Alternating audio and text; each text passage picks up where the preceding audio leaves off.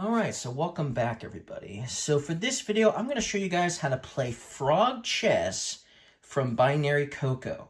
Now this is an extremely simple game for sure, and the rules pretty much can be easily read in a matter of minutes and you can understand the full game. But I thought I would just make a how to play video anyways, so let's get started. So the object of this game is to be the last player to jump a frog. Each player is going to get a frog in their color. Blue, red, and we even have yellow, which means you can play this with 3 players. You can play it with 2 players, or you can play it with 3 players. I've got it set up for a 2-player game, though.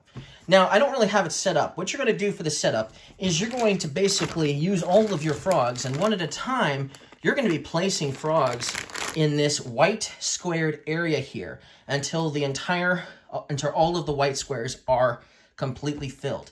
Then once all of the white squares are completely filled, the player who goes first gets to remove a frog of their choice from the equation. They can remove an enemy's frog, and they're even allowed to move their own frog as well. Remove it. Now, there could be some very strategic reasons why you might want to take your own frog out of the equation, because, well, let's just teach the game. So what are you going to do on your turn? You're going to hop a frog. Now you can hop a frog going down, for instance, and then anything you hop is going to be removed from the game. Now remember, it's not the amount of pieces, it's not the amount of frogs that get removed from the game, it's the player who jumps last that wins. Not the player who has taken most of your opponent's frogs away that wins. It's the person who goes last. But yes, that's basically what you could do. So for instance, I could jump like this way. If my frog was over here instead, I could jump diagonally and take out a frog. That's allowed as well, for instance. Also, you'll notice we have this nice green outline. I can also jump, if this frog was here and I was blue, I could jump diagonally this way, take out my opponent's frogs. But if there's no way for me to jump back in, I also lose this frog as well. So while you can do that, you might also lose your frog in the process. Now, what are some illegal jumps? Well, I can't jump like from this square to this square. So I can't do like a little corner move, if you will. That's illegal. So that's not going to work.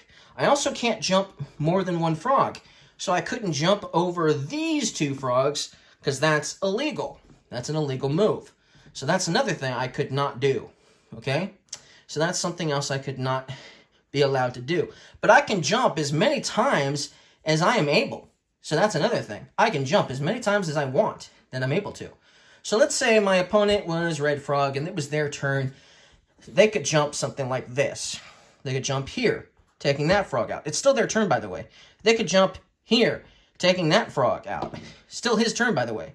He could jump here, for instance, taking his frog out of the equation if he wanted to.